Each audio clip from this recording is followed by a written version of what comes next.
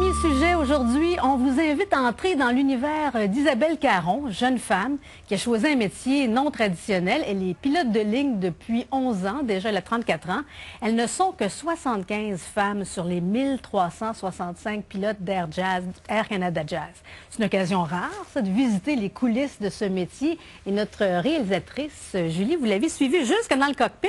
Eh bien oui, écoutez, c'est pas souvent dans la vie qu'on a la chance de vivre des aventures dans des cockpits d'avion. Hein? On les visite pas souvent, mais ça a été extrêmement agréable. Comment vous l'avez rencontrée, elle, pour arriver là, dans un cockpit? Ah ben ça, c'est une belle histoire. Hein? Ah, OK. C'est une belle histoire, mais le cockpit en tant que tel d'un Dash 8, c'est petit, hein? C'est vraiment pas gros. Et il faut pas souffrir de claustrophobie pour y travailler. Mais pour Isabelle, ça n'a aucun secret. Elle... Comme vous le disiez, ça fait 11 ans qu'elle fait ce métier-là. Elle cumule plus de 6250 heures de vol.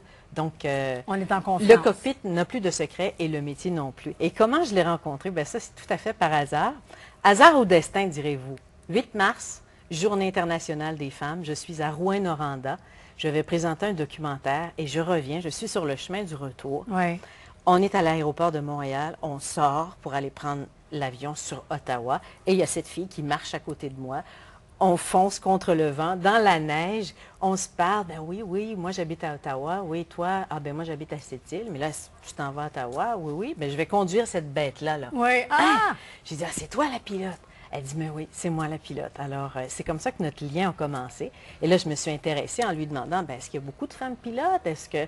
Et voilà, à partir de ce moment-là, on s'est dit, go, on fait un reportage. Et elles sont effectivement très peu nombreuses, ces femmes. Ben oui, parce que du côté d'Air Canada Jazz, 5,5 des femmes, des pilotes sont des femmes. Du côté d'Air Canada, c'est 7,8 Ensuite, du côté d'Air France, 5 Northwest et KLM n'ont pas voulu me dévoiler leurs chiffres. Alors, pour quelle raison, je ne le sais pas. Mais c'est quand même peu, mais ça augmente quand même. Il y a de plus en plus de jeunes femmes qui choisissent ce métier-là. Alors, vite, on entre dans le cockpit avec Isabelle. Bon voyage.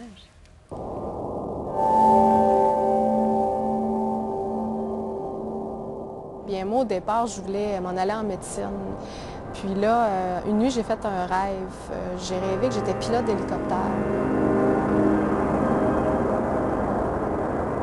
Mon rêve était très beau. Je voulais aller au-dessus des forêts de conifères au nord de Sept-Îles. Puis c'était la liberté, c'était grandiose. Alors, je me suis assise dans mon lit, puis j'ai réfléchi à tout ça. C'était comme si on était venu me dire, t'es pas dans la bonne branche, dirige-toi vers l'aviation, puis tu vas être heureuse là-dedans. Fait qu'à partir de ce moment-là, je me suis mis à prendre des informations sur le métier de pilote, puis naturellement, je me suis dirigée là-dedans.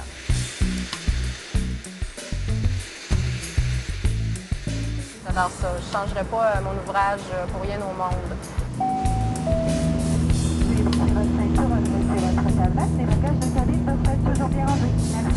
Quand je vais travailler, je suis tout le temps contente.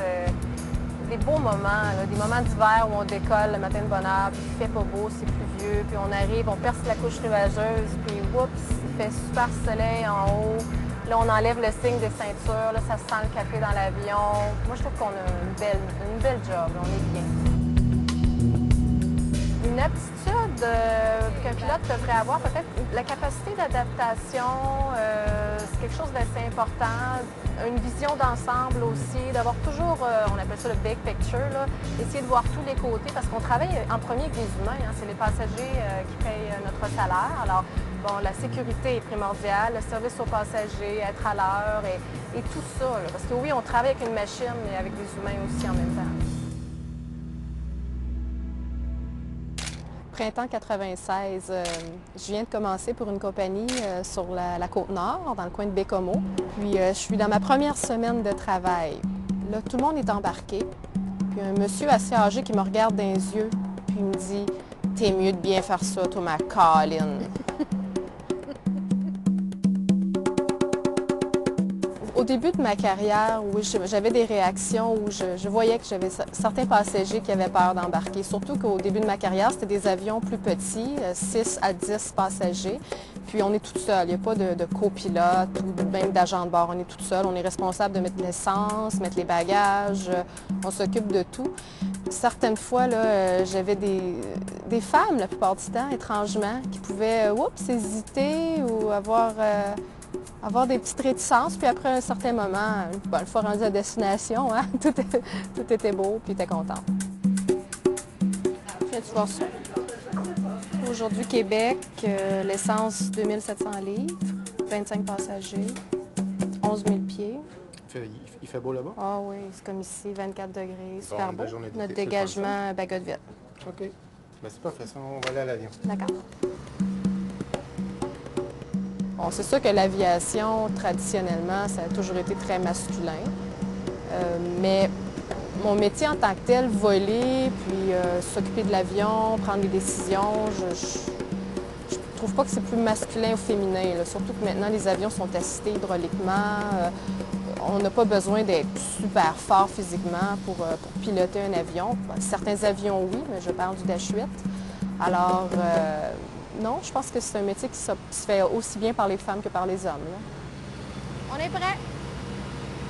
Allons-y!